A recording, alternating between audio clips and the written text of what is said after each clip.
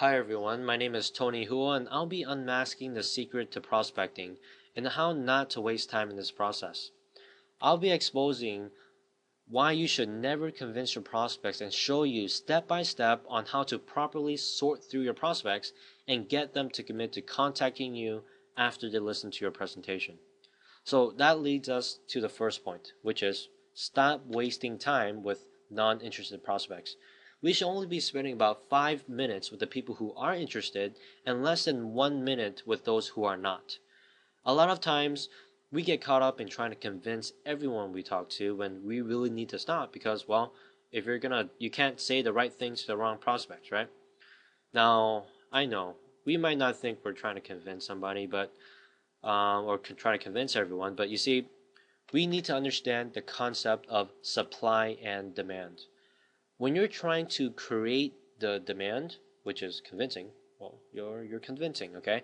But if you're trying to supply the demand, then you're actually a problem solver. You're supplying what demand that your prospects are already had. So the first step to prospecting is you need to find the demand. There are many ways to accomplish this, but since I talk about how to generate leads in another video or how to find targeted leads, I'll assume that you already have the leads. However, a point that I will repeat is that we need to find those who already have a need, want, or desire for our products and our services. That is the key to growing a huge business, which is obviously finding interested prospects, right?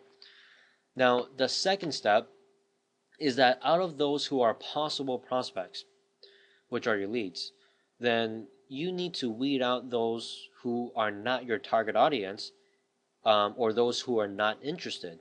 Now, to do this, you need to introduce yourself and tell them, hey, I'm giving you a call because I see you're, I don't know, also concerned about your health or whatever your benefits are, or something to that nature, okay? So then you would ask them qualifying questions to make sure they're exactly who you're looking for.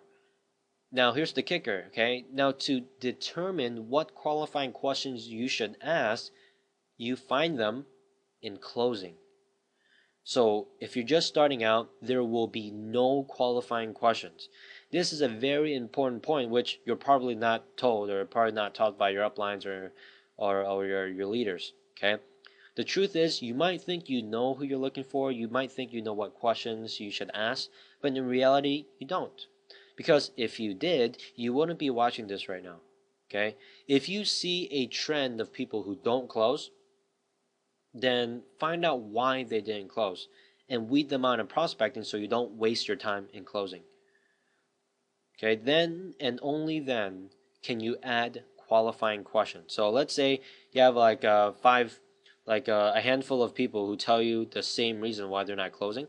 Then say, wow, okay, well, apparently people who haven't bought any products or something or anything dealing with the benefits what I'm offering, then they're not going to buy. So you would make that into a question in prospecting and ask them, hey, do you buy this certain product?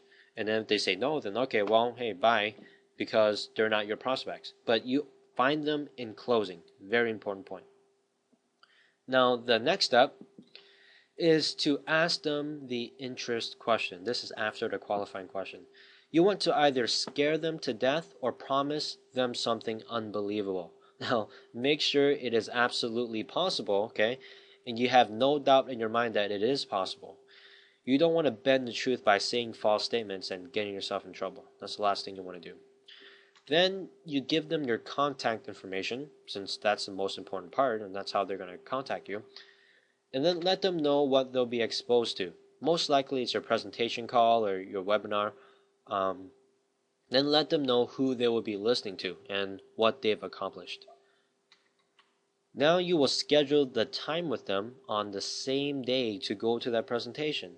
Not the next or in a few days, that same day, because people forget and they will lose that urgency if you don't schedule it the same day. So if they can't make it that day, have them call you back when they're ready. An important rule to prospecting is to not convince your prospects. Okay, you shouldn't care if they go or not, because you're only looking for those who are serious about curing their pain for whatever you have. So you're helping them not the other way around. Afterwards, you need to have them commit to going to the briefing and calling you back afterwards. There must be no hesitation in their voice when they agree to go. If there is, then you need to reconfirm the commitment and let them know that you're serious and you're not going to try and hope to solve their pain, but you'll absolutely be there and walk them through that process. If they still hesitate and want another time, they might not be your ideal prospect. Okay, does this make sense? Oh, by the way, don't thank your prospects. It's more of a mental thing.